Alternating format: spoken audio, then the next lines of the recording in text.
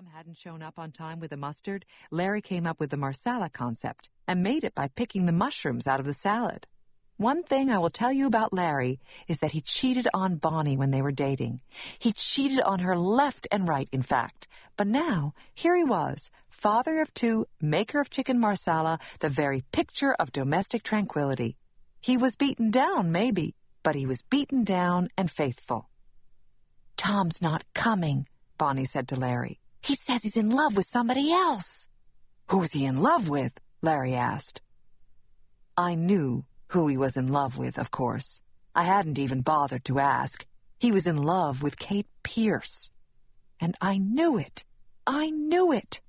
Bonnie knew it, too. I could tell by the look on her face.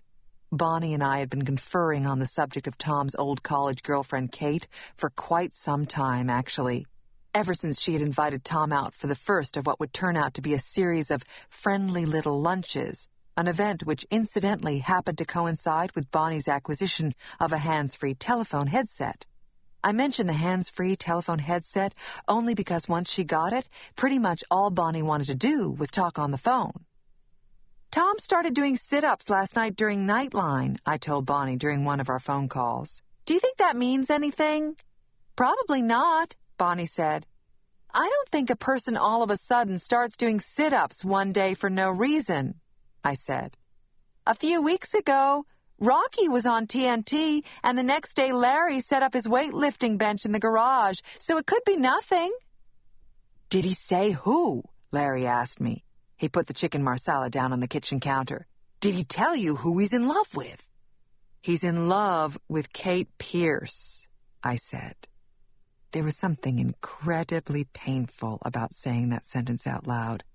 I sat down at the kitchen table and quickly amended it. "At least he thinks he's in love with her."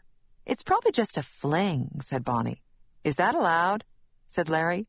"Of course it's not allowed," Bonnie said. "I just mean maybe it'll blow over." "You've never seen her," I said. "She's beautiful." "You're beautiful," Bonnie said.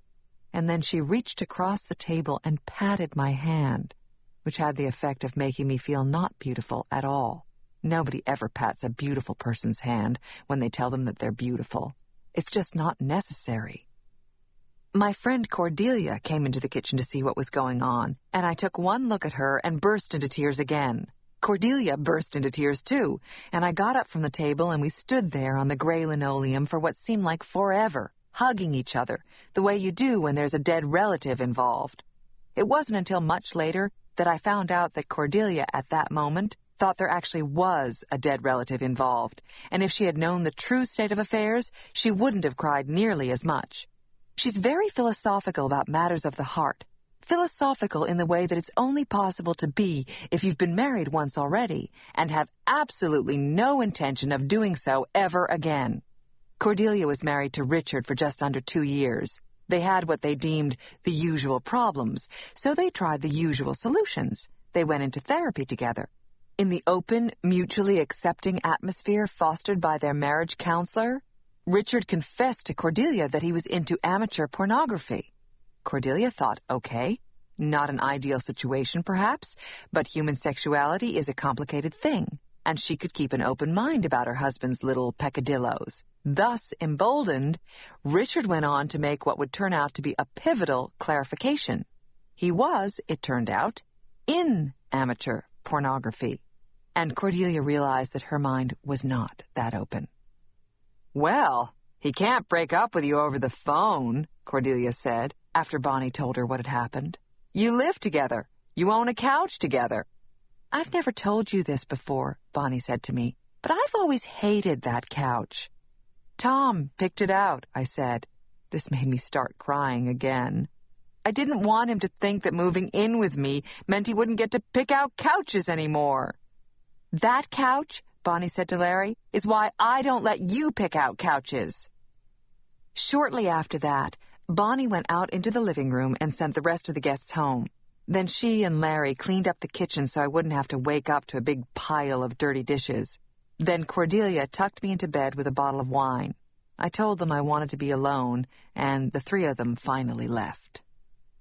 You should probably know that my first thought after I hung up the phone with Tom was that the thing with the ring was probably a mistake.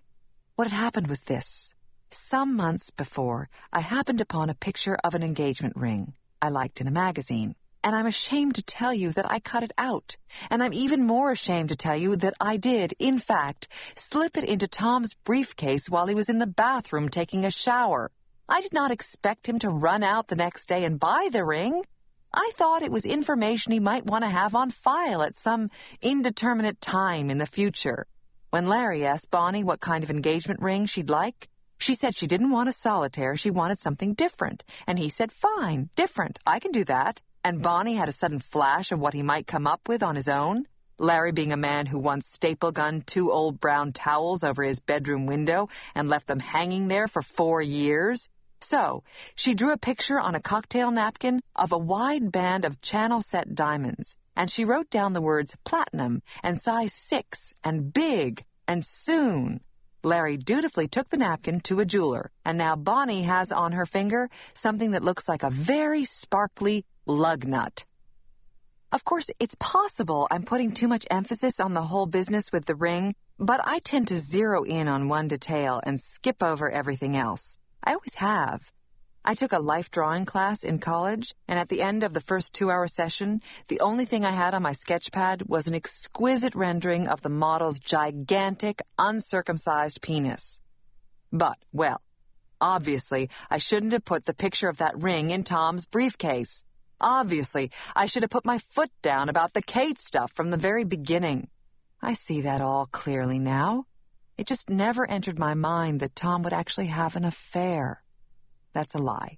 It entered my mind constantly, but whenever I brought it up, Tom would assure me I was being crazy. I can't live this way, he'd say to me. If you don't trust me, maybe we should just end this now, he'd say to me.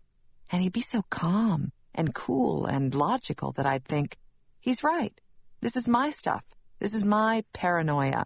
This is happening because my father left when I was 5. I was in an Oedipal stage. I have an irrational fear of abandonment, and I need to get over it. And then I'd be hit by a thought like, don't crush the sparrow. Hold it with an open hand. If it comes back to you, it's yours. If it doesn't, it never was. And I'd be fine, in a real Zen state.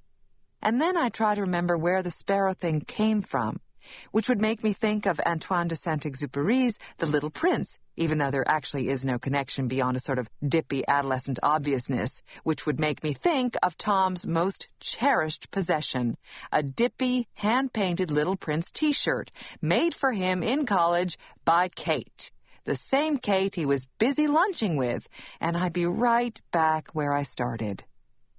Listen, I said to Tom during one of our discussions about Kate, I just don't feel comfortable with you having lunch with your old girlfriend all the time. I'm capable of being friends with the person I used to go out with, Tom said. You're still friends with Gil. First of all, I'm not still friends with Gil, I said. Second of all, Gil is gay. So even if I were still friends with him, it wouldn't count because he's not interested in having sex with me. When he was having sex with me, he wasn't interested in having sex with me. Kate has a boyfriend, Tom said. I rolled my eyes. She and Andre live together, he said. I stifled a snort. I'm not going to have this conversation anymore, he said. And then he left to go play squash. Not that all this fighting did me any good. He just kept on having lunch with her. He even wanted me to have lunch with her. He gave her my work number and everything. Kate's going to call you next week. She wants to have lunch with you, he said. I spent an entire weekend mulling over my plan. I decided I wouldn't call her back. I wouldn't answer my phone, and when I got her message, I'd just never call her back. And she'd get the picture, and then, do you know what happened? She never called. I should have known then what I was dealing with. Not that knowing would have done any good. When a woman like Kate Pierce wants your boyfriend, I don't think there's much you can do to stop it. I don't mean to make it sound like Tom had no part in this. I warned him. She doesn't just want to be friends with you, I'd say.